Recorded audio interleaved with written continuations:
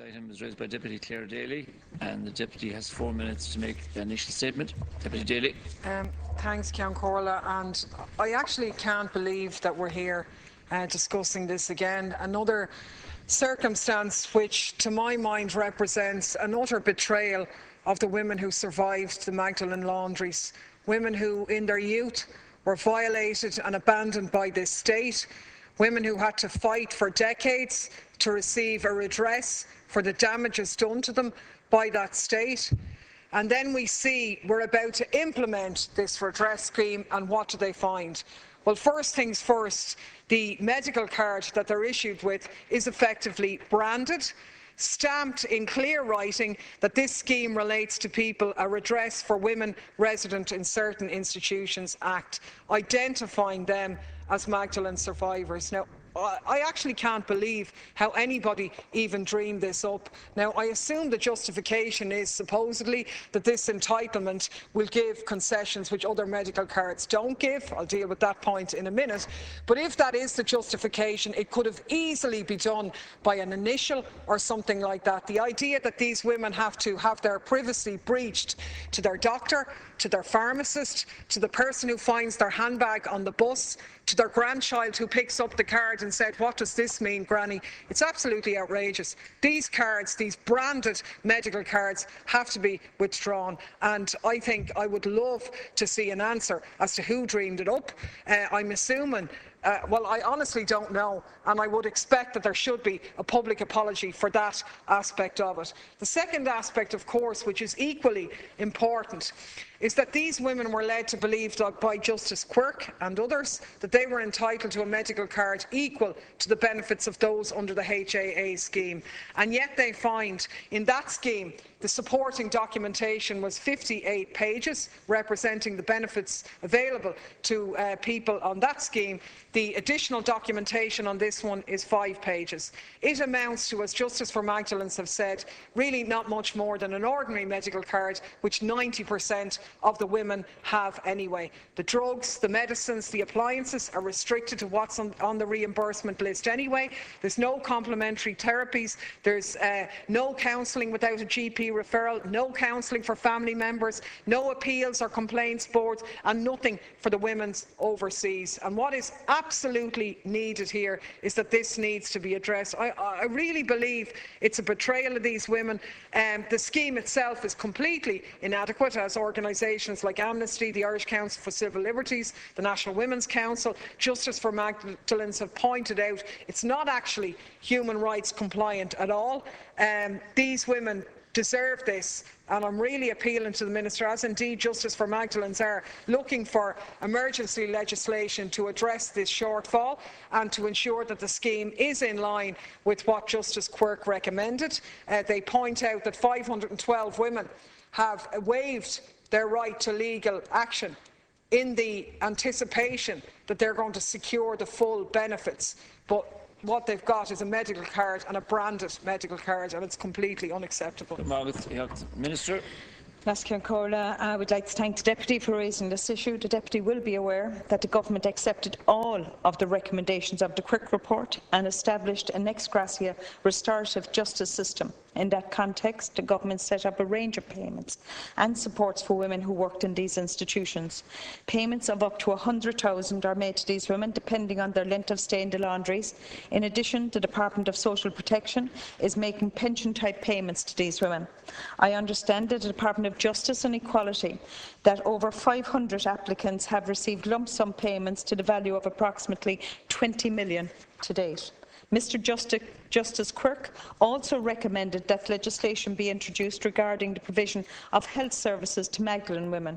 To that end, the Minister for Justice and Equality brought the Redress for Women Residents in Certain Institutions Act 2015 through the Oireachtas.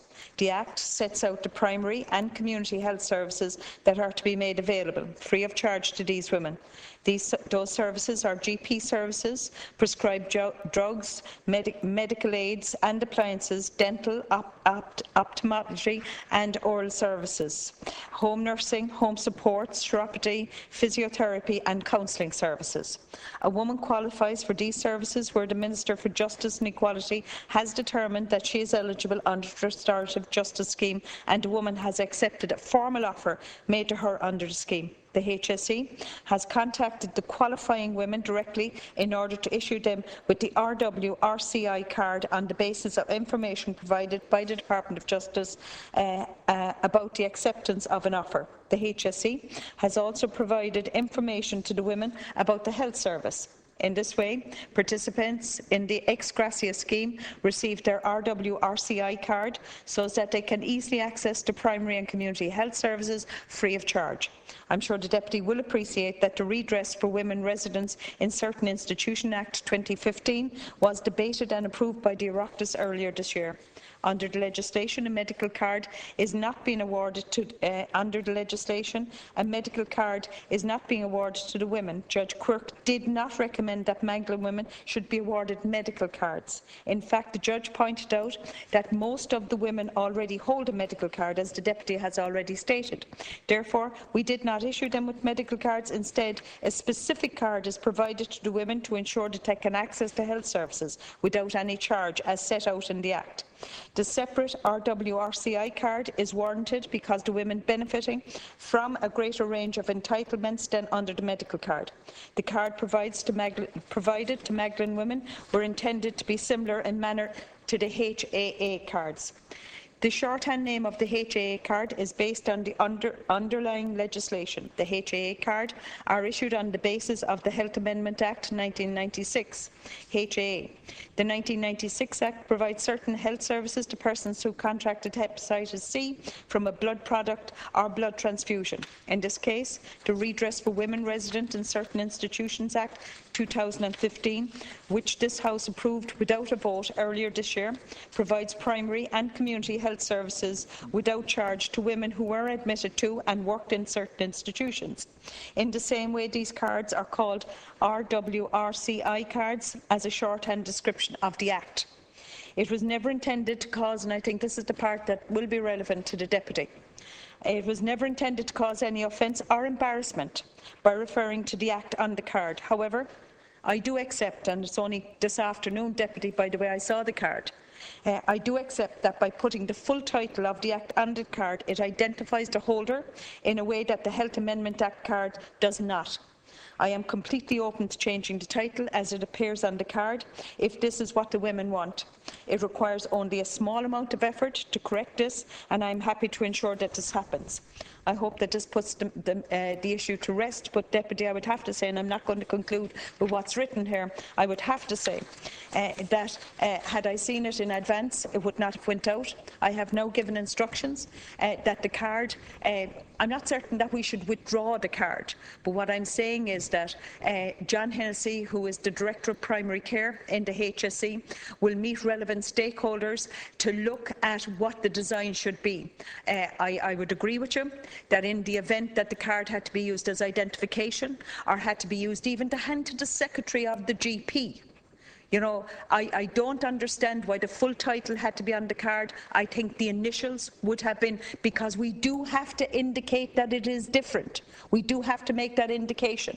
But how that was identified, I think this is important, Lascombe Corla, how that was identified was equally as important. I have been centrally involved in the Magdalene issue, as you know, and really and truly at this late stage to have it identified in that way is not appropriate. Thank you. We are going to ask the Director of Primary Care to sit down with the relevant. I don't even think it needs that. I think we would all know instinctively how we would go about this, and it has been done. I'm not certain I want the women to return their cards, but what I am saying to you is that there will be new cards issued, and cards that will be more appropriate in the context. Deputy Clare Daly. Well, I actually think, Ceann Comhairle, that it was important to give the Minister the extra time to so forcefully state and agree with the points that I was making, and I fully appreciate her bona fides in terms of the identification. I mean, it was outrageously insensitive, almost cruel, thoughtless and really clumsy, and the idea after everything that these women have been through that somebody would make that mistake is just ridiculous, and I fully acknowledge that the Minister has said that she's going to address it, and I'm glad that that's happening. and the mechanism in which that will be done is obviously best done through consultation with those involved. The bigger issue, obviously, for a lot of the people are the shortcomings in the scheme. It is the case that we did discuss these at the time of the legislation, and it's still the case that the women are hugely disappointed with the shortcomings, because while appreciating the nuance that Justice Quirke said, OK, it wasn't to be a medical card, it was to be a health services card, which led them to believe it would give them an entitlement far greater than an actual medical card. But in actual fact, it gives them little more than that and doesn't in any way represent a par with the HAA. So in that sense, in some ways, maybe we've had that debate before. It's just when they see it written down, the disparities again run home. So I would again like to see that addressed again through emergency legislation. I know that's not very likely, and I at least am glad that one aspect of this issue is being addressed.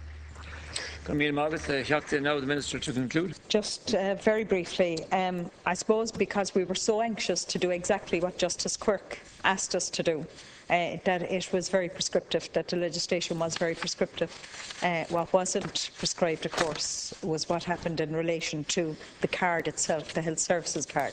And I hope that we'll rectify that as quickly as possible. As I say, I don't think it would be appropriate to ask the women themselves to return the cards. Not certain how that would work.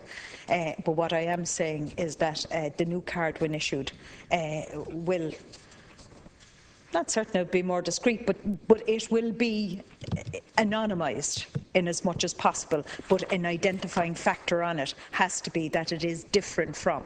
I think we all accept that.